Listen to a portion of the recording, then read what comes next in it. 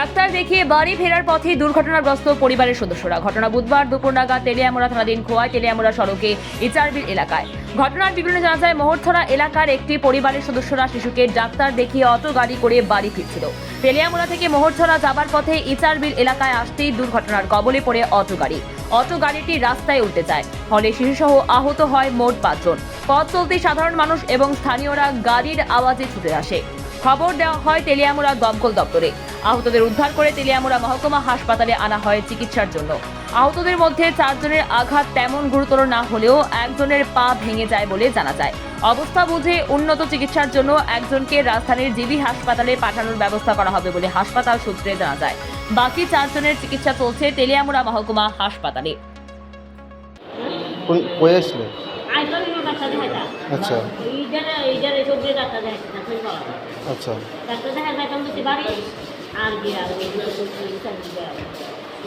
কোন জায়গা থেকে ওটা ধরছিলেন? কতজন আসলে? কতজন আসলো ওটোতে? 5 জন। কই যাইতেছিলেন? মশলা। নাম কি যা আহত হয়েছে?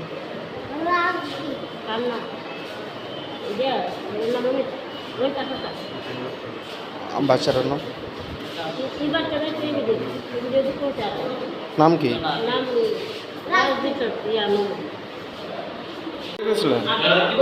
কোন জায়গায় যেতে আসলে?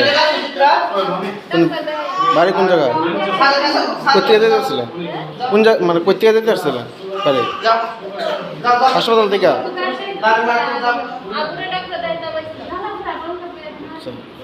নাম কি? নাম কি আপনার নাম? বাড়ি কি তাদের যাইতেছিলেন? কোন জায়গা দিয়েছে অ্যাক্সিডেন্টটা? কোন জায়গা দিয়েছে?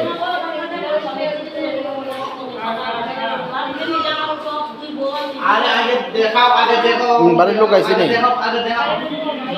কয়জন আসলেন ওটাতে? কয়জন? 6 জনকে আহত।